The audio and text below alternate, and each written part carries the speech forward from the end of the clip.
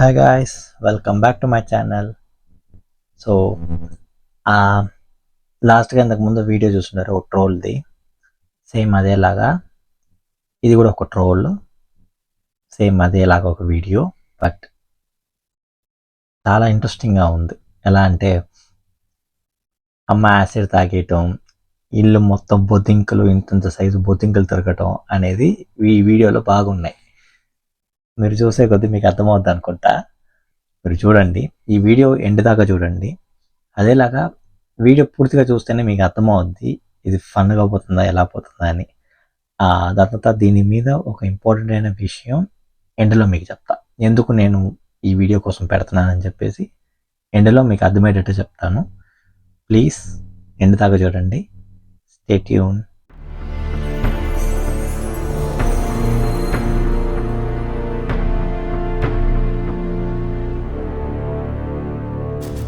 సమయమే ఉంది కాబట్టి నా సాక్ష్యాన్ని నేను కొంచెం తక్కువ చేసి కొంచెంగా చెప్తుంటాను. ఆల్రెడీ ఇది టెస్టిమోనీ ఫుల్ గా చెప్పి యూట్యూబ్ లో పెట్టాను. చాలా మంది చూసి దాన్ని బట్టి చాలా మంది బలపడుతూ ఉన్నారు. అయితే టెస్టిమోనీ అంటే ఏం లేదు, వాళ్ళు దేవుడు వాళ్ళతో మాట్లాడారని చెప్పి ఒక ఫాల్స్ స్టేట్మెంట్. ఇది ఒక scam. Actually this is a scam. మతం మార్పిడి చేసేదానికి ఒక స్కామ్ ఇది. నిజానికి అయితే ఇలా చేయరు ఎవరు, but I feel it is scam. మా నాన్నగారికి మా అమ్మకి మేమిద్దరం ముగ్గురం ఆడపిల్లలమే. అక్క అండ్ బావ కొంచెం కొన్ని కారణాల వల్ల చనిపోవడం జరిగింది. సూసైడ్ చేసుకొని చనిపోయారు వాళ్ళు. తర్వాత మా చెల్లి నేను ఇద్దరమే ఉంటూ ఉండేవాళ్ళం. నానేమో బాగా త్రాగుబోతు. ఎప్పుడు ఇంకా ప్రతి రోజు త్రాగి రాని రోజు అంటూ లేదు. ఇది గుర్తుపెట్టుకోండి, ప్రతిరోజు తాగుతూ ఉంటాడంట. అక్క బావ చనిపోయారంట, సూసైడ్ చేసుకున్నారంట. ఓకే. రోజు త్రాగి రావడం, ఇంట్లో వాళ్ళని కొట్టడం, ఇలా లేపేసి అక్కడ పడేసేవాడు మమ్మల్ని. అయితే చిన్నగా ఉంటున్నప్పుడు అసలు అప్పుడే చనిపోవాల్సిన వాళ్ళం మేము. కానీ దేవుడు మహాకృపను బట్టి ఈ రోజున ఈ స్థాయిలో ఉంచడానికి దేవుడు ఆ రోజున మహాకృపను బట్టి ఉంటాడు. ఆమేన్. అయితే ఆ రోజున అలా తాగుతూ ప్రతిరోజు మమ్మల్ని కొడుతూ బాధ పెడుతూ ఉండేవాడు. నాన్న మారాలి అని అమ్మ యాసిడ్ చెప్పలే. అమ్మ నాన్న మారాలంటే అమ్మ యాసిడ్ తాగవలేదు. నిజానికి అమ్మ కూడా కలిసి నాకు ఒక పెగ్గు కలుపు అని అంటే ఆటోమేటిక్గా మొగుడు ఆపేస్తాడు. అమ్మో ఎక్కువ ఖర్చు అవుతుందని చెప్పి ఆపేస్తాడు. అదన్నమాట. అమ్మ ఎందుకు యాసిడ్ తాగటం? సరే, ఇంకొక కామన్ సెన్స్, యాసిడ్ తాగావనుకో పొట్ట నిలబడదు. యాసిడ్ అటే గొంతు దగ్గర పోయేటప్పుడే ఇవన్నీ పోద్దు కదా. యాసిడ్ తాగటం ఏంట్రా? దానివల్ల అమ్మ బ్రతికే అవకాశం లేదని డాక్టర్స్ చెప్పారు. ఒకరోజు హాస్పిటల్కి వెళ్ళినప్పుడు ఇంకా 3 days లో చనిపోబోతున్నావు అని అమ్మ కోసం డాక్టర్స్ చెప్పినప్పుడు అమ్మ గురించి అక్కడ ఒక సిలువ ఆకారంలో ఉండే బెడ్ ని తయారు చేశారు. ఈ దరిద్రం నాకు అర్థం కాలేదు. సిలువ ఆకారంలో బెడ్ తయారు చేయడం ఏంటి? నర్స్ అట్లా జరుపుతారు, డాక్టర్ అట్లా జరుపుతాడు. సిలువ ఆకారంలో అది ఏ హాస్పిటల్లో ఉందిరా? దరిద్రపోయింది. దరిద్రమైన బెడ్ నేను ఇప్పుడు దాకా చూడలేదు. సిలువ ఆకారంలో ఎవడన్నా బెడ్ చేస్తే అమ్మను ఎక్కడ పడుకోబెడతాడు, ఎక్కడ స్టిచ్ చేస్తాడు, ఎలా తిప్పుతాడు, ఎలా తిరుగుతాడు, ఏమో. సిలువ ఆకారంలో ఉండే బెడ్ ని తయారు చేసి ఎవరైనా మరణ శయ్య మీద ఉన్నప్పుడు దాని మీద పడుకోబెట్టి వాళ్ళు ఆపరేషన్ చేస్తూ ఉండేవాళ్ళు. అలాగైనా దేవుని తెలుసుకుంటారనో మరి ఏంటో తెలియదు, కానీ సిలువ ఆకారంలో ఉండే ఒక బెడ్ ని తయారు చేసి దానిపైన ఆపరేషన్ చేస్తూ ఉండేవాళ్ళు. అప్పుడు అమ్మ కూడా అలాగే ఆ సిలువ ఆకారంలో ఉండే బెడ్ పైన పడుకోబెట్టి అమ్మకి ఆపరేషన్ చేసినప్పుడు పెద్ద డాక్టర్స్ అన్నారు ఇంకా ఇది అసాధ్యం, వదిలేసేయండి అన్నప్పుడు చిన్నగా అప్పుడే ట్రైనింగ్ అయిన డాక్టర్స్ వచ్చి లేదు ఇది మాకు సాధ్యం అవుతుంది, దేవుడు సాయం చేస్తాడు అని చెప్పినప్పుడు అమ్మకి ఆపరేషన్ సక్సెస్ అయింది. అమ్మతో పాటు యాసిడ్ తాగిన వాళ్ళు చాలా మంది అక్కడ హాస్పిటల్లో ఉన్నప్పటికీ వాళ్ళందరూ మరణించారు, ఒక్కరు కూడా లేకుండా. కానీ అమ్మ ఒక్కతే బ్రతికింది. ఇక్కడ కాస్త కామన్ సెన్స్ వాడండి. యాసిడ్ తాగిన తర్వాత 3 రోజుల్లో పోద్దని. పొట్టలో ఎట్ట యాసిడ్ నిలబడితే నాకు తెలియదు. ఈ పాటికి ఇవన్నీ పేలిపోయి ఉంటుంది, అన్ని చర్మం అంతా చీల్చుకోపోయి ఉంటుంది. సిలువ ఆకారంలో ఆపరేషన్ చేశారంట. ఆపరేషన్ ఏం చేస్తారు? సరే, అదేదో సంగతి. సరే, ఇప్పటికే వాళ్ళమ్మ బతుకుంది. Happy, I'm happy. ఆడపిల్లలుగా నిజంగా ఆ రోజున అమ్మ చనిపోయి ఉంటే ఈ రోజున మేము ఏమైపోదుము. దేవుడు మా కృపను బట్టి అమ్మని దేవుడు బతికించాడు. అలనాడు హిజ్కియా ప్రేయర్ చేస్తే 15 సంవత్సరాల ఆయుష్ పొడిగించబడినట్టు అమ్మ ఆ రోజు నుండి ఇప్పటికి 15 సంవత్సరాలైంది. ఏ రోజు మరలా ఇంకా హాస్పిటల్కి వెళ్ళలేదు. హల్లెలూయా.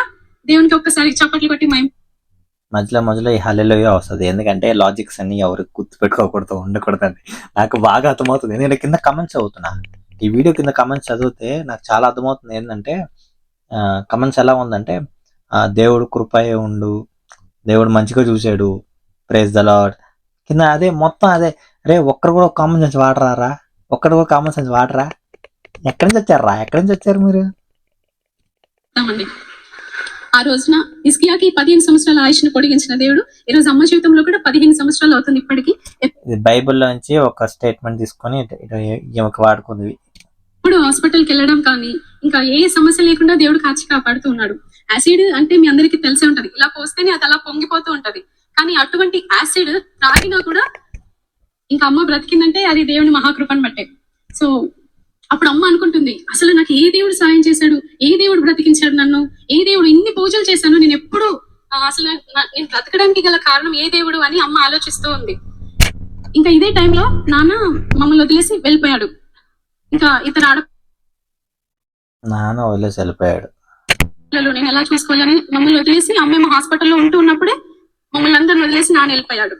అప్పుడు ఇద్దరమే చెల్లి నేను ఇంట్లో ఉండేవాళ్ళం. అమ్మ ఒక్కతే హాస్పిటల్లో ఉండేది, ఎవ్వరూ ఉండకపోయే వాళ్ళ అమ్మ దగ్గర. ఇంకా అమ్మ దేవుని సహాయం బట్టి ఇంటికి వచ్చేసింది ఒక్కతే. తర్వాత ఏం జరిగిందంటే అక్క బావ వీళ్ళు కూడా చనిపోయారు.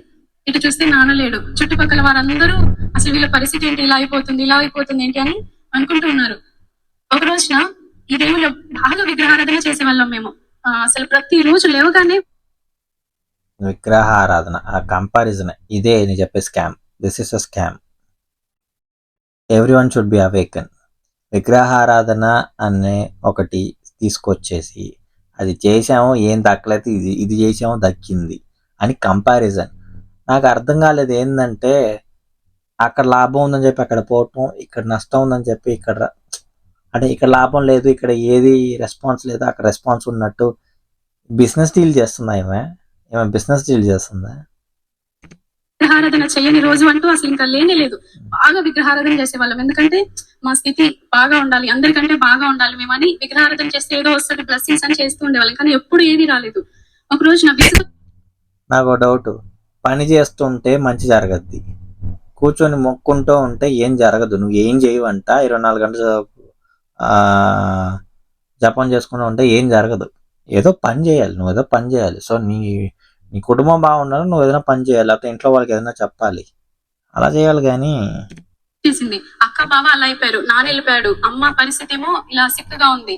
ఇద్దరం ఆడపిల్లలం. బంధువులందరూ చీకొట్టేశారు, ఇంకా వెలివేశారు నాన్న లేడని చెప్పేసి. మీరెవరు అన్నట్టుగా బంధువులందరూ మాట్లాడుతున్నారు. అప్పుడు ఏ దేవునికి మొక్కినా ఏ రెస్పాన్స్ రావట్లేదు. దేవుడు మొక్కితే రెస్పాన్స్ అంట. ఈవేం పైన దిగి వచ్చిందా ఏంటి దేవుడు రెస్పాన్స్ ఇచ్చేదానికి? సరే, ఎవరికైనా దేవుడు రెస్పాన్స్ ఇస్తాడా జనరల్గా? Not like atheist, not like religion. ఏదైనా దేవుడు ఏదైనా ఇస్తాడా? ఆయన ఎందుకు దిగి వచ్చి ఇస్తాడు నీకు? నువ్వు ఏదైనా పని చేయి, ఏదైనా మంచి చేయి, నీకు దొరకద్ది. పూజ చేసినా ఏమి కలగట్లేదు లాభం. అప్పుడు ఏం చేశానంటే చాలా కోపం వచ్చేసి అవన్నీ తీసేసి ఇంకా వాటి ఐస్ అన్ని కట్ చేసేసి అక్కడ పెట్టేశాను. అమ్మో విగ్రహాల ఐస్లని పీకేసిందంట. ఎంత క్రూరంగా ఉందయ్యా, క్రూరమైన బుద్ధి ఇది, క్రూరమైన బుద్ధి. సరే, నీకు నచ్చలేదు, విగ్రహం నచ్చలేదు అంటే ఏదైనా గుడికి ఇచ్చేయచ్చు, లేకపోతే ఏదో పక్కన వాళ్ళకైనా ఇచ్చేసేయచ్చు, తెలిసిన హిందువుకి ఇచ్చేసేయచ్చు, ఎవరికైనా ఇచ్చేయచ్చు. కళ్ళు పీకేయటం, ఇరక్కొట్టి పెట్టడం, ఇది ఏంట్రా ఇది అంటే ఆయన రెస్పాన్స్ ఇవ్వలేదంట, ఇవన్నీ ఇరక్కొట్టి పెట్టేసిందంట. ఇదే పిచ్చి ముద్రిపోతే ఎట్లాగే అవుద్ది. చాలా ఇష్టం విగ్రహారాధన అంటే. ఎందుకు ఇలా చేసావని ఒక్క మాట అడగలేదు. అలా చేసిన తర్వాత ఒక రోజు చికెన్ తినాలనిపించింది మాకు. చికెన్ తెచ్చుకొని వండుకొని తిన్నాక ఆ రోజు పడుకున్నప్పుడు ఏమైందంటే ఇంత పెద్ద కాక్రోచ్. ఇంత పెద్ద కాక్రోచ్? అది కాక్రోచ్ లేకపోతే డైనోసార్ పిల్లలా? ఇంత సైజు కాక్రోచ్ ఎక్కడైనా ఉంటాయా? ఇంత ఉండద్ది, ఇంత ఉండద్ది, ఇంత సైజు అంట, ఇంత సైజు. డైనోసార్ పిల్లలు అనుకుంటుందా ఏంటి ఈమె? అది కాక్రోచెస్ ఫ్లయింగ్ ఫ్లయింగ్ ఎగురుతూ ఉన్న కాక్రోచ్లు ఇంత పెద్దయి 1000 వచ్చాయి. అసలు ఎక్కడ ఏమది ఇంకొక వీడియో ఉంది, అంతలో ఎంత చెప్పదు తెలుసా? 500 అలా చెప్పద్ది. ఇప్పుడు అప్గ్రేడ్ అయింది కాబట్టి 1000. ఒక 2 ఏళ్ల క్రితం తక్కువ నంబర్ చెప్పింది, ఇప్పుడు 1000 ఫ్లయింగ్ ఇంత సైజు. ఇల్లు నీట్ గా ఉంటే ఎందుకు కాక్రోచెస్ తిరుగుతాయి? 1000 కాక్రోచెస్ ఎక్కడైనా తిరుగుతాయా? ఇల్లు చక్క పెట్టుకుంటే ఎందుకు తిరుగుతాయి? ఇల్లు నీట్ గా పెట్టుకోవాలి, శుద్ధంగా పెట్టుకోవాలి. అట్లీస్ట్ కడుగుతుందా లేదా తెలియదే. వచ్చాయో తెలియదు. మా ఇంట్లో ఎప్పుడు ఒక కాక్రోచ్ కూడా లేదు. ఎప్పుడు చికెన్ తెచ్చుకున్నా ఇంకంతే, కాక్రోచ్లు వచ్చి పడుకొని ఇచ్చేవి కాదు అసలు నైట్. ఏది పడితే అది కొనుక్కొని వచ్చిండదు, అది మురిగిపోయిందో లేకపోతే ఏదో చెడిపోయిందో, ఏదో తెచ్చుకొని పెట్టుకుందేమో. అసలు ఇది ఎందుకు జరిగేదో ఏంటో మాకు తెలియదు, కానీ ఎప్పుడైతే విగ్రహాల ఐస్ కట్ చేసి ఇంకా పూజ మానేసామో ఇంకా స్టార్ట్ అయిపోయింది మాకు. ఎప్పుడు అంటే ఏమో అక్కడ కట్ చేసిన దాని వల్ల వాళ్ళ కోపం వచ్చి బొద్దింకలు వదిలేరనమాట ఇంట్లో.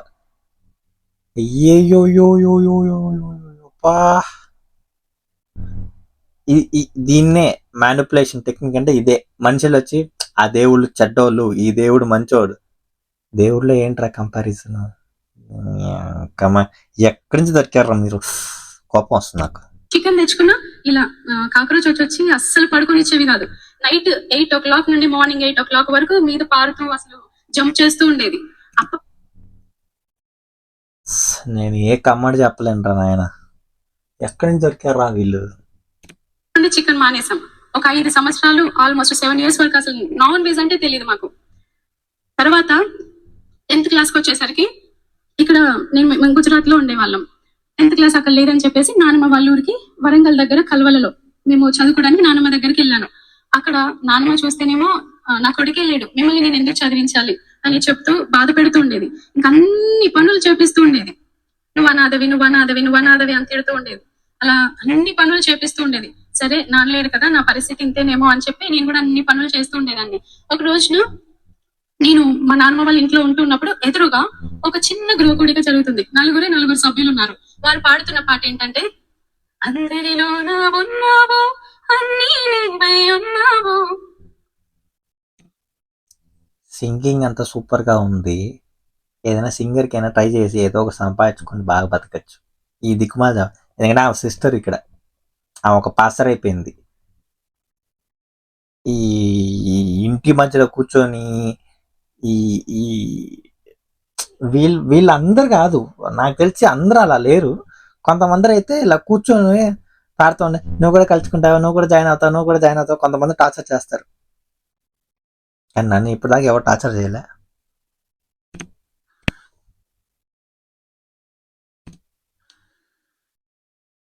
ఏడుస్తుంది.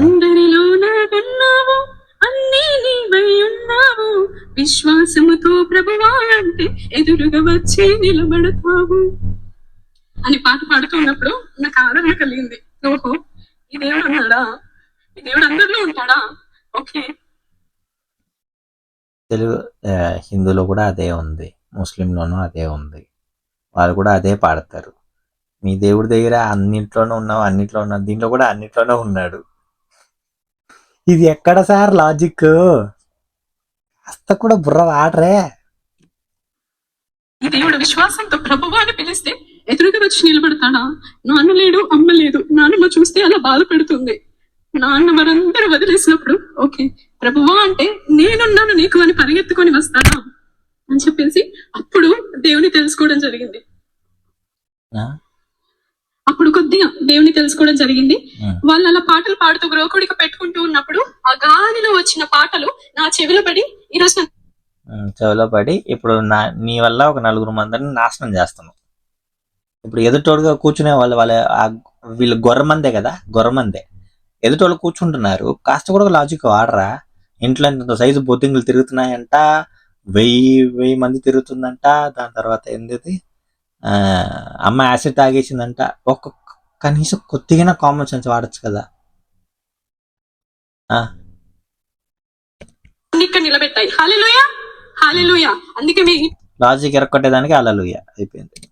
గృహకడికలు పెట్టుకుంటూ ఉండండి. నాకులాంటి వాళ్ళు చాలా మంది మారుతారు. హల్లెలూయా. ఈమె ఇంటెన్షన్ మారాలి అంటే ఈమె చర్చికి ఒక 20-30 మందిని రావాలి, అదన్నమాట.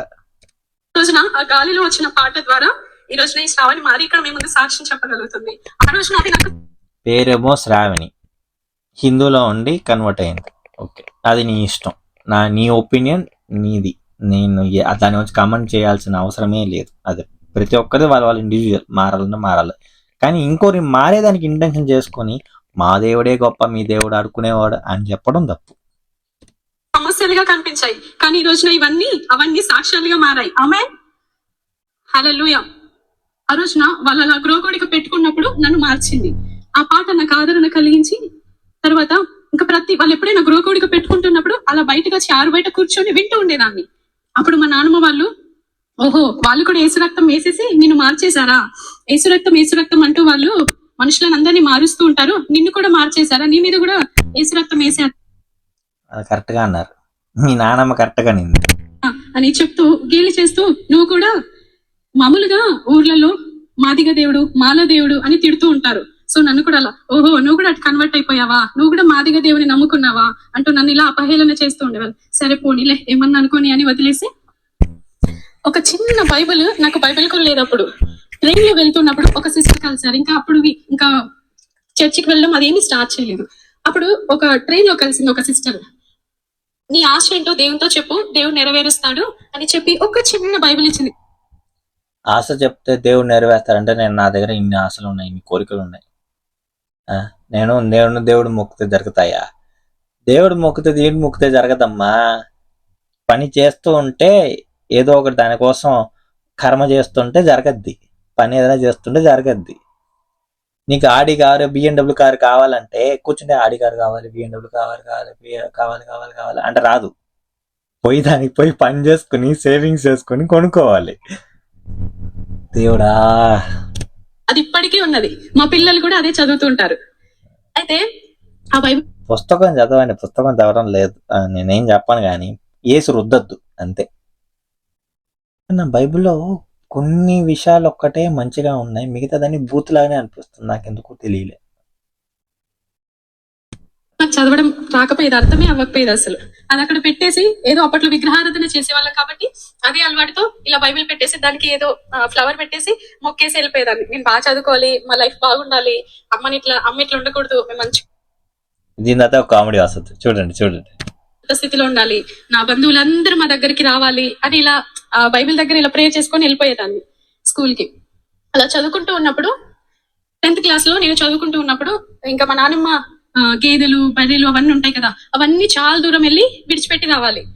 తల మీద ఒక ఏమంటారు దాన్ని, ఒక బేషన్ లాగా ఉంటది, అది ఎప్పుడైనా పేడేసి అందులో తీసేసుకొని తల మీద పెట్టుకొని రావాలి.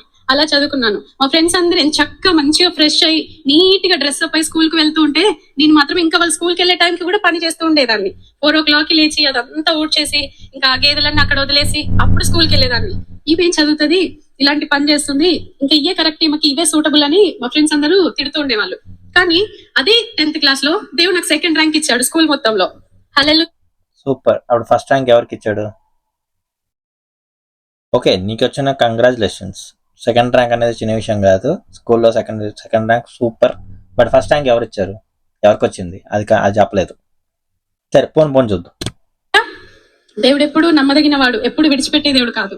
సో అలా నేను ఆ 10th క్లాస్ లో వాళ్ళ పాటలు వింటూ నేను ఆదరణ పొందుతూ దేవుని అప్పుడే కొంచెంగా తెలుసుకుంటున్నాను. సో 10th క్లాస్ లో ఆ పాటలు వినేదానికంటే చదువుకుని ఉంటే ఆ మార్క్ కూడా వచ్చి ఫస్ట్ ర్యాంక్ కూడా వచ్చింది కదా. 10th ర్యాంక్ లో స్కూల్ సెకండ్ వచ్చిందని చెప్పింది. ఇంకా ఆ పాటలు, దిగ్మల పాటలు వినకుండా కాసేపు ఇంకా ఒక ఎక్స్ట్రాగా ఒక 10 నిమిషాలైనా ఎక్స్ట్రా కూర్చొని చదవచ్చు కదా, చదువుకుంటే ఫస్ట్ ర్యాంక్ వచ్చి ఉంటుంది. 10th క్లాస్ అయిపోయింది. ఇంటర్ లోకి వచ్చేసరికి ఇంకా ఇంటర్ చదవాలంటే చాలా దూరం అయిపోతుంది కాలేజ్. సో అమ్మ చాలా దూరంగా ఉంది కాలేజ్, నువ్వు ఇక్కడికి వచ్చేసి మనం ఇక్కడే ఉంటూ చదువుకుందాం, మనకి ఇక్కడ ఇల్లు ఉంది కదా అని నేను అమ్మని ఇన్వైట్ చేశాను. అప్పుడు అమ్మ చెల్లి ఇద్దరు కలిసి వచ్చేసారు. కానీ వచ్చేసరికి నాన్న లేడు కదా, సో మీకు ఇల్లు ఇవ్వను, మీరెవరో నాకు తెలియదు అని పెద్దల్లో పెట్టేసింది, పోలీస్ స్టేషన్ లో పెట్టేసింది. ఇంకా అలా గొడవలు జరుగుతూ ఉన్నప్పుడు అవి ఎంత గొడవలు జరుగుతున్నాయో దేవుడు అంత సమీపంగా మా దగ్గరకు వస్తున్నాడు. సో నాన్నమ్మ ఇల్లు ఇవ్వట్లేదు అని చెప్పేసి ఒక దగ్గర రెంట్ తీసుకొని అక్కడ ఉన్నాము. ఆ ఇంటి ఓనర్ క్రిస్టియన్స్. దానివల్ల ఇంకేముంది, రోజు జపాలే, కూర్చొని జపాలు చేసుకుంటూ ఉండండి. వాళ్ళు ఒక రోజు ఇంకా ఇది రోజు ఇక్కడ జపం చేస్తూ ఉంటే ఇంకేం చదవద్ది? ఇంటర్ వచ్చిందని చెప్పింది, చదవాలి కదా. ఇంటర్ ఈజీగానే ఉన్నాయి. కుడిక పెట్టుకున్నప్పుడు అమ్మ నువ్వు సాంగ్స్ నేర్చుకున్నావంట కదా, 2 సాంగ్స్ నేర్చుకున్నాను. అప్పుడు నువ్వు సాంగ్స్ నేర్చుకున్నావంట కదా, ఒకసారి వచ్చి మా ఇంట్లో గృహకుడిగా జరుగుతుంది, కూర్చో కొద్దిసేపు అని ఇన్వైట్ చేసినప్పుడు నేను వెళ్ళాను. అప్పుడు నైట్ అవుతుంది, అమ్మ చెల్లి పడుకున్నారు, అక్కడే పడుకున్నారు అదే హాల్లో. అప్పుడు పాట పాడుతున్నాను, ఇదే పాట నేను నేర్చుకున్నదే, అందరిలోనూ ఉన్నావు అన్ని నీవై ఉన్నావు అని పాట పాడుతున్నప్పుడు అమ్మ పడుకుంది అనుకొని నేను ఆ పాట పాడుతున్నాను వాళ్ళ దగ్గర. కానీ అమ్మ వింటుంది, అమ్మ అర్థం చేసుకుంది, ఓహో ఈమెకి జీసస్ అంటే ఇష్టం అట్టుంది అని చెప్పేసి అమ్మ అక్కడ ఊరు నుండి ఇక్కడికి వచ్చినప్పుడు ఏమీ తీసుకురాలేదు, ఇంకా విగ్రహాలన్నీ అక్కడ వదిలేసి వట్టి చేతులతో వచ్చేసింది. అమ్మ ఒక లగేజ్ తీసుకొని వచ్చేసింది. ఓకే, కానీ మీ అమ్మ మాట క్రిస్టియన్ గా మారలేదు కదా, ఎందుకు మారలేదు? మీ అమ్మ నీకు నచ్చింది కాబట్టి అది వదిలేసుకొని వచ్చింది, ఓకే. కానీ మీ అమ్మ క్రిస్టియన్ గా మారలేదు, నువ్వు ఒక్కదానివే మారావు. ఆపోజిట్ లో కూర్చునే వాళ్ళు ఎవరు క్వశ్చన్స్ అడగట్లే. Very dirty, very dirty. Inter వచ్చేసాక అమ్మ కూడా ఒకరోజు చర్చికి వెళ్దామని మా ఇంటి ఓనర్ అమ్మ ఇన్వైట్ చేసినప్పుడు మేము చర్చికి వెళ్ళాము. అలా అలా అలా చర్చికి అయితే వెళ్తున్నాము. అలా ఇంటర్ అయిపోయింది. ఇంటర్ లో 2 డ్రెస్సులు. ఇంకెప్పుడు ఇందాక చెప్పాను కదా, ఎప్పుడు చికెన్ ఎప్పుడన్నా తినాలనిపిస్తే కాక్రోచ్లు వచ్చేసేవి. సో ఎప్పుడు ఎంత ఆశ ఉండేదో చికెన్ తినాలని, కానీ ఎప్పుడు ఉండేది కాదు. రేషన్ రైస్ ఇస్తారు కదా, చాలా లావుగా ఉంటాయి, అవి తీసుకొచ్చి అమ్మ వండి పెట్టేది. అది తిందామంటే తినాలనిపించేది కాదు. అమ్మ ఎక్కడికైనా భోజనం వస్తే అమ్మ చెప్తుండేది, ఈరోజు కడుపు నిండా తినండి అన్నం, ఈరోజు అక్కడ చికెన్ పెడతారు, ఈరోజు అక్కడ సన్న రైస్ పెడతారని చెప్తుండేది. ఎక్కడికైనా వెళ్ళినప్పుడు చాలా సంతృప్తిగా తినేవాళ్ళం. కానీ ఇంట్లో చూస్తే వెజిటేబుల్స్ కి కూడా డబ్బులు ఉండేవి కాదు. అమ్మ ఎప్పుడో ఊర్లో పెట్టిన పికిల్ ఇంత తీసుకొస్తే కొంచెం కొంచెంగా వేసుకొని అదే రేషన్ రైస్ తో తినేవాళ్ళం. అమ్మ కొంచెమే కొన్ని రేషన్ రైస్ వచ్చేది మాకు. అమ్మ అమ్మ కొంచెం హెల్త్ బాగోలేదు కాబట్టి అమ్మ ఎక్కువ తినాలని చెల్లి నేను తిన్నట్టు నటించి అమ్మకి ఎక్కువ పెట్టేసేవాళ్ళం. అమ్మ హెల్తీగా ఉండాలి, మనం లేకపోయినా పర్వాలేదు, అమ్మ హెల్తీగా ఉంటే మనల్ని చూసుకుంటది అని. ఇది good nature. As a good daughter గా దట్ ఈస్ గుడ్. సో అలా అలా ఇంటర్ కూడా గడుస్తూ వచ్చింది. 2 డ్రెస్ తోనే 2 సంవత్సరాలు. అందరూ ఏంటి నీకు డ్రెస్సులు లేవా, ఏంటి నీకు డ్రెస్సులు లేవా అని ఫ్రెండ్స్ అందరూ పార్టీస్ కి వెళ్ళేదాన్ని కాదు. ఎందుకంటే నీకు డ్రెస్ లేదా అని ఎవరంటారు అని చెప్పేసి ఎప్పుడు పార్టీస్ కి వెళ్ళడం కానీ ఏది ఎక్కడికి వెళ్ళేదాన్ని కాదు, ఎందుకు వాళ్ళతో మాట అనిపించుకోవడం అని. సో అలా అలా వెళ్తున్నప్పుడు ఆ రోజు డ్రెస్సులు లేవు, కానీ ఈ రోజు నన్ను అనేకులకి డ్రెస్ ఇచ్చేదానిగా దేవుడు నన్ను చేశాడు. ఆ రోజు నాకు అన్నం లేదు, ఒక్క రోజు చికెన్ తినడానికి లేదు, కానీ ఈ రోజు అనేకులకి చికెన్ పెట్టేలాగా దేవుడు చేశాడు. హల్లెలూయా. అలా ఇంటర్ అయిపోయింది. ఇంటర్ లో కూడా దేవుడు కాలేజ్ మొత్తంలోనే 3rd ర్యాంక్ ఇచ్చాడు. 10th పర్వాలేదు కదమ్మా, 2nd ఇచ్చాడు, ఇంటర్ లో 3rd ఇచ్చాడు. నువ్వు సరిగ్గా చదువుకొని ఉంటే ఆ ఫస్టే వచ్చుండద్ది, నువ్వు చదువుకోకుండా ఇప్పుడు మాత్రం ఎందుకు దేవుడు 3rd ఇచ్చాడు? సెకండ్ ఇవ్వచ్చు కదా, పోయినసారి 2nd ఇచ్చాడు. పోయినసారే నయం కదమ్మా. ఇంకా డిగ్రీ వచ్చేసరికి ఇంకా డిగ్రీ ఇక్కడైతే గవర్నమెంట్ కాలేజ్ లేదని ఖమ్మం వెళ్ళి చదువుకున్నాను. హాస్టల్లో ఉండి ఖమ్మంలో చదువుకుంటూ ఉన్నప్పుడు ఒక అమ్మ ఆ పెద్ద కాలేజ్ చాలా పెద్దది, ఇక్కడ నుండి చాలా పెద్దగా ఉంటది.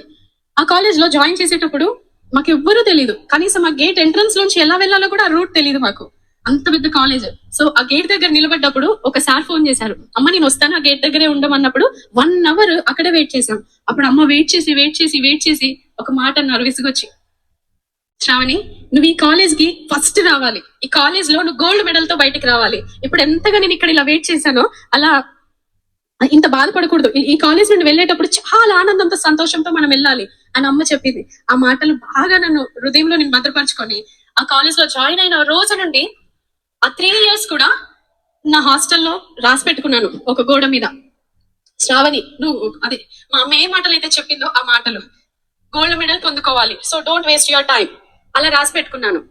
ఎప్పుడైనా ఫ్రెండ్స్ వచ్చి మాట్లాడుతుంటే అది చూసి నాకు వెంటనే గుర్తొచ్చేది అమ్మ చెప్పిన మాటలు. సో ఎప్పుడు కానీ నేను టైం వేస్ట్ కానీ వేరే వాళ్ళతో మాట్లాడడం కానీ ఎక్కువ అలా ఏం చేసేదాన్ని కాదు. హాస్టల్లో ఉన్నప్పుడు కూడా అందరినీ ఇలా కూర్చోబెట్టేసి వాళ్ళకి చిన్నగా మెసేజ్ చెప్పడం, కంటత వాక్యాలు ఇవ్వడం, సాంగ్స్ నేర్పించడం అలా చేస్తూ ఉండేవాళ్ళం. ఎప్పుడు గోల్డ్ మెడల్ అని కనబడగానే అమ్మ గుర్తొచ్చేది, అమ్మో చదువుకోవాలి అని చెప్పి వెంటనే అలా చదువుకుంటూ ఉన్నాను. అమ్మ ఏదైతే కోరుకుందో, అమ్మ ఒక్క గోల్డ్ మెడలే కోరింది, కానీ అదే కాలేజ్ నుండి బయటకు వచ్చేటప్పుడు దేవుడు నాకు 3 గోల్డ్ మెడల్ ఇచ్చాడు. హల్లెలూయా. చాలా సంతోషంగా ఉంది. డిగ్రీ ఒక్క గోల్డ్ మెడలే కదా, 3 ఎట్లా ఇస్తాడు?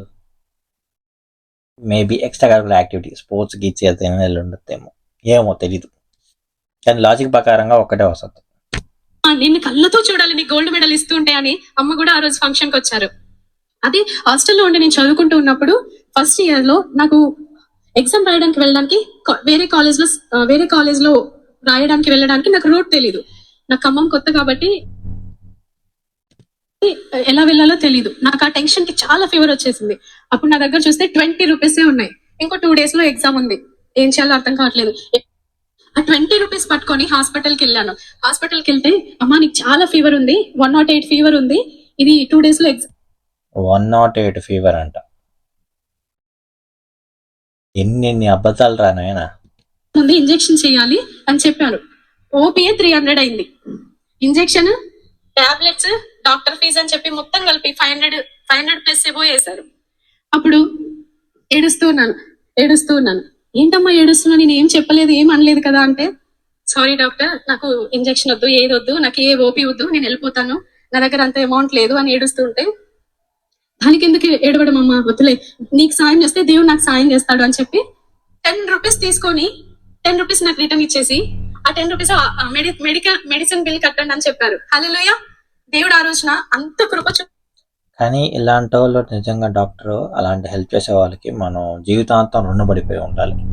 అంటే డాక్టర్స్ చేసే పని కానీ, లేకపోతే ఎవరైనా సరే, ఎవరైనా ఈవెన్ ఆటో ఓడైనా కానీ, రిక్షా ఓడికైనా, ఎవరైనా సరే అలాంటి ఇబ్బంది పరిస్థితిలో, బాలేని పరిస్థితిలో, లేకపోతే కష్టమైన పరిస్థితిలో సహాయం చేస్తారు చూసావా, వాళ్ళు నిజంగా వాళ్ళే దేవుడితో సమానం. పైనుంచి దేవుడు దిగి రాబలేదు, వాళ్ళే దేవుడితో సమానం అంట. నా పాయింట్ అదే. నాకు కూడా చాలా మంది హెల్ప్ చేస్తున్నారు, కానీ ఇంకా గుర్తుపెట్టుకుని ఉన్నా, ఇంకా సేవ్ చేసుకుని ఉన్నా, ఎప్పుడు అది మంచిది కాబట్టి ఈరోజు నేను ఆరోగ్యంగా ఇక్కడ నిలబడ్డాను. అలా ఆ డాక్టర్ కి దేవుడు మంచి మనసునిచ్చి నాకు ఎగ్జామ్ రాయడానికి మంచి ఇంజెక్షన్ వేశారు, మంచి టాబ్లెట్స్ ఇచ్చారు. ఆ 20 ఎగ్జామ్ కి ఇంజెక్షన్, ఓకే, ఒళ్ళు బాలేతుంది కదా, ఓకే 500 ప్లస్ అమౌంట్ ని దేవుడు 20 రూపీస్ కి అలా తగ్గించేశాడు. అంత ఫేవర్ అనుగ్రహించాడు దేవుడు. చాలా సంతోషం వేస్తూ ఉంటది. ఇంకా చూసినట్లయితే ఒక రోజున ఇక్కడ చాలా మంది యవనస్తులు ఉన్నారు కాబట్టి నేను మా మ్యారేజ్ స్టోరీ చెప్పాలనుకుంటున్నాను. ఒక బ్రదర్ ఒక పాస్టర్ గారికి ఒక ఫోన్. బ్రదర్ అంటే ఈమె బ్రదర్ కాదు, హస్బెండ్ ని బ్రదర్ అంటుంది. నాయన, హస్బెండ్ ఎవరైనా బ్రదర్ అంటారా? ఎవరైనా అంటారా హస్బెండ్ ని బ్రదర్ అని? ఎందుకంటే ఆయన ఒక పాస్టర్, ఈమె ఒక పాస్టర్. ఈమె సిస్టర్ అంట, ఆమె బ్రదర్ అంట. మొగుడిని పడుకుని బ్రదర్ అంటుంది ఏంట్రా అదే ఇచ్చారు. అందులో బ్రదర్ కాంటాక్ట్స్, ఇంకా చాలా మంది బ్రదర్స్ కాంటాక్ట్స్, అంకుల్స్, ఆంటీస్, అన్ని సిస్టర్స్ అందరి ఉన్నాయి కాంటాక్ట్స్. నేను డిగ్రీ చదువుతూ ఉన్నప్పుడు ఆ ఫోన్ నేను కొనుక్కోవడం జరిగింది. పాస్టర్ గారు నాకు అమ్మేశారు, బాగా పనిచేయట్లేదు అని చెప్పింది. అప్పుడు ఆ ఫోన్ నేను కొనుక్కున్నప్పుడు నేను సర్టిఫికేట్ కోసం అని కాలేజ్ కి వెళ్తూ, అలా కాలేజ్ లో హాస్టల్ నుండి కాలేజ్ కి వెళ్తున్నప్పుడు కొంతమంది బాయ్స్ వెంటబడుతూ ఉండేవాళ్ళు. నేను పెళ్లి చేసుకుంటా అని. అలా వెంటబడుతున్నప్పుడు నేను వాళ్ళని ఎలా తప్పించుకోవాలో తెలియక, చాలా మందికి ఏం చెప్పాలో తెలియక, ఇలా ఫోన్ ఇలా స్క్రోల్ చేస్తూ ఒక ఫోటో చూద్దాం, అది చూపెడదాం అని చెప్పి ఇలా స్క్రోల్ చేస్తూ ఉన్నాను. చాలా ఫొటోస్ ఉన్నాయి, కానీ బ్రదర్ ఫోటో ఇలా ఐకాన్ క్లిక్ చేసి, ఇదిగో మొగుడిని బ్రదర్ అంటని చెప్పడం మానేంట్రా నాయన, నా వల్ల కావట్లేదు. అది వినేదానికి ఏదోలాగా ఉంది. సొంత మొగుడిని బ్రదర్ అని అంటే ఎలా ఉంటుంది చెప్పు? ఇది ఎవరు ప్రశ్నించరా? ఈ అబ్బాయితో నాకు ఎంగేజ్మెంట్ ఫిక్స్ అయిపోయింది, ఫలానా డేట్, ఫలానా మంత్, ఫలానా టైం అని చెప్పాను. అలా చెప్తూ ఉన్నప్పుడే దేవుడు ఆమేన్ అనేసాడు. నిజంగా అదే ఓకే, మన తదాస్తు అంట ఆమేన్ ఉంది, ఓకే అనుకో పోయింది. హల్లెలూయా. చాలా మంది యవ్వన కాలంలో ఉంటున్నప్పుడు ప్రేమిస్తూ ఉంటారు కదా. సో అలా మేము పెళ్లికి ముందు ఏం చేసామంటే, తను అక్కడే వాళ్ళ ఇంట్లో, నేను మా ఇంట్లో ఉన్నప్పుడు ఫోన్స్ చేసుకొని అందరూ తర్వాత ఏంటంటో మాట్లాడుకుంటారు. నాకు అంతగా తెలియదు, ఎలా చెప్పాలో అర్థం కావట్లేదు. ఏంటంటో మాట్లాడుకుంటారు. కానీ మేము పెళ్లికి ముందు ఏం చేసామంటే 3 o'clock లేసి కాన్ఫరెన్స్ కాల్ లో ప్రే చేస్తూ ఉండేవాళ్ళం. 3 o'clock లేసి ప్రే చేస్తా. కానీ నేను ఒకసారి ఆలోచిస్తున్నా, రేపు నాకు పెళ్ళైతే 3 గంటలు లేపి రా కూర్చుని ప్రే చేద్దామంటే వెళ్ళొద్దామే అన్న. ఎవరైనా 3 గంటలకు కాన్ఫరెన్స్ కాల్ వేసుకొని ప్రే చేసుకుంటారు పొద్దున. ప్రేతాత్మను పిలుస్తున్నారు వీళ్ళు, ప్రేతాత్మ.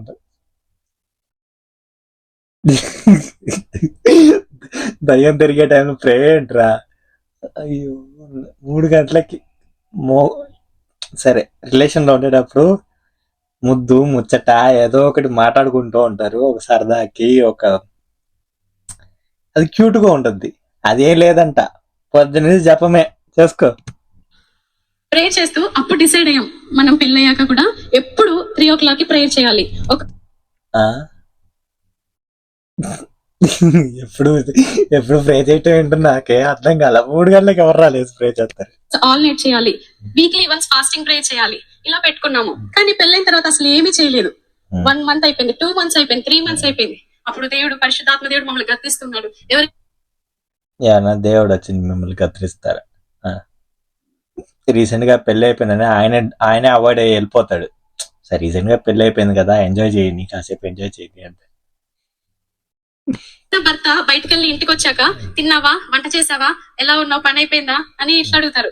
జాషువా బ్రదర్ డ్యూటీకి వెళ్ళి ఇంటికి వచ్చాక, బ్రదర్ అంటే మొగుడు, మళ్ళీ చెప్తున్నా, బ్రదర్ అంటే ఆ మొగుడిని బ్రదర్ అని చెప్తుంది. బైబిల్ చదివావా, ఏంది ఇంటికి వచ్చాక తిన్నావా, పడుకున్నావా, బాగున్నావా, ఒళ్ళు ఒకే ఉందా, అదేం అడగడంట. బైబిల్ చదివావా, ఎన్నో పేజ్ చదివావు, ఎంత చదివావు, ఏం అర్థమైంది, చెప్పు చెప్పు చెప్పు అంటుంది. నాకు మత్తి లేస్తుంది. ప్రే చేసావా, ఎంతసేపు చేసావు, ఎన్ని అధ్యాయాలు చదివావు, ఎలా చదివావు, ఏమర్థమైంది, ఇలా అడుగుతుండే వాళ్ళు. ఇంకా నాకు టెన్షన్ వచ్చేసేది. అప్పుడు కొంచెం కొంచెంగా పెళ్ళయ్యాక అన్ని పనులు ఎక్కువ అవ్వడం వల్ల ప్రేయర్ తగ్గిపోయింది, బైబిల్ తగ్గిపోయింది. సో అవును, ప్రే చేయకుండా ఉందనుకో, ఇంకేందైనా బొద్దింకులు ఇంత బొద్దింకులు ఎత్తుకుంటూ వస్తాయి క్లీన్ చేయకపోతే. పన్ను ఉంటది ఇంట్లో. భయంతోనైనా నేను చదివేసి ముందే రెడీగా ఉండేదాన్ని. అలా అందరైతే పెళ్లికి ముందు అలా ఏంటంటో మాట్లాడుకుంటారు, కానీ పెళ్లికి ముందు కూడా మేము బ్రదర్ అస్సలు 1 hour ప్రే చేస్తే కానీ నువ్వు ఫోన్ చేయకు అని చెప్పేవాళ్ళు. అలా 1 hour ప్రే చేస్తే ఫోన్ చేయాలి, 1 hour ప్రే చేస్తే కానీ నాకు ఫోన్ చేసి మాట్లాడే అవకాశం లేదని చెప్తూ ఉండేవాళ్ళు. 1 hour ప్రే చేస్తే 5 minutes మాట్లాడి బొచ్చులో అది 1 hour ప్రే చేస్తే 5 minutes మాడదు. సరే, లాంగ్ డిస్టెన్స్ రిలేషన్షిప్ లో, నిజంగా లాంగ్ డిస్టెన్స్ రిలేషన్షిప్ లో నేను 5 నిమిషాలే మాడతా అంటే మా మధ్య చాలా గొడవలు వస్తున్నాయి. నాకే గొడవలు వస్తున్నాయి. 5 నిమిషాలు మా నాన్నతో అంటే 2 నిమిషాలు 3 నిమిషాలే మాట్లాడతా లాంగ్ డిస్టెన్స్ లో. ఇదేమో ఇది నాకు అర్థం కాలే. 1 hour ప్రే చేస్తే 5 నిమిషాలే మాట్లాడేదంట. అవకాశం ఇచ్చేవాళ్ళు బ్రదర్. సో అలా జరిగిందండి మ్యారేజ్ కూడా. సరే, ఇంతటితో ఇది చూడలేము కానీ ఇంతటితో ఎట్లాగో అయిపోయింది. దీని తర్వాత ముద్దు ముచ్చట్లు ఏం మాట్లాడుతూ అలా ప్రేయరు ఇదే. సరే, ఎండ్కి వచ్చాక మీకు ఒకటి చెప్తానని చెప్పాను కదా, అది ఏం లేదు. ఇది యాక్చువల్లీ ఒక స్కామ్. యాక్చువల్లీ ఏంటంటే, ఎవరికైనా సరే చిన్నపిల్లలకు కూడా కళలో దేవుడు కనిపెడతారు అని చెప్తారు. చిన్నపిల్లలుగా ఉండేటప్పుడు అమ్మ నాకు జేజీ కనపడ్డాడమ్మా, ఎందుకంటే వాళ్ళు ఏదో ఒక మూవీ చూసి ఉండొచ్చు. ఫర్ ఎగ్జాంపుల్ అమ్మవారి మూవీ చూసుంటే కొంతమందికి అది గుర్తు వస్తుంది, అమ్మవారి మూవీ అని గుర్తు వస్తుంది. అందుకే మనకు అది వద్దు. మనకి తమిళ్లో ఒకటి ఉంది, సెయ్యం తొలిలే దైవం అంటారు. చేసే పనియే దేవుడు. ఆ పని నువ్వు ఏం చేస్తున్నావు, ఫర్ ఎగ్జాంపుల్ చదువుకునేది నా పని అంటే చదువుకో, సక్రంగా చదువుకో. లేదు, పని చేస్తున్నాను, ఇక్కడ ఐటీలో ఉన్నాను, లేకపోతే ఒక హెచ్ఆర్గా ఉన్నాను, లేకపోతే ఎక్కడైనా ఉన్నాను, ఏదైనా పని చేస్తున్నాను అంటే ఆ పని కరెక్ట్గా చేసుకుంటూ వెళ్ళిపోయానుకో, అదే చాలు. నువ్వు కరెక్ట్గా ఉండు, కరెక్ట్గా పని చేయి, చాలు. అంతే ఫ్రెండ్స్, ఇదే చెప్పుకొని వచ్చేదానికి. మీరు కూడా ఇవన్నీ నమ్మి మైండ్లో చేసుకోవద్దు. ఇదేలాగా ఒక్క వీడియో ఉంది, లేదు ఇంకా కొన్ని వీడియోస్ ఉన్నాయి, కానీ ఇంకొక వీడియోలో వచ్చి ఒక ఆమెను వచ్చి గుమ్మడికాయ లోపల దాచేసిందంట. ఒక ఆత్మ వచ్చి గుమ్మడికాయలో దాచేసిందంట. నాకు అది నేను 1కి 3 సార్లు చూశాను, కానీ నవ్వు ఆపుకోలేకపోతున్నా. నాకు నిజంగా నవ్వు వస్తుంది. అలాంటి విషయం ఎలా చేస్తున్నారో నాకు అర్థం కాలే. ఆత్మని గుమ్మడికాయలు దాచేశారంట. దేవుడు వచ్చేటప్పుడు ఓ అమ్మో, ఇది ఎవరైతే పిలవకూడదో వాడినే పిలిచిందో అని. ఆ ఫన్ బాగుంటుంది. మీకు పెడతాను, నెక్స్ట్ పెడతాను. మీకు ఇలాంటి వీడియో కావాలంటే కింద కామెంట్ చేయండి, లేకపోతే ఇంకేదైనా వీడియో మీద చేద్దాం. Take care.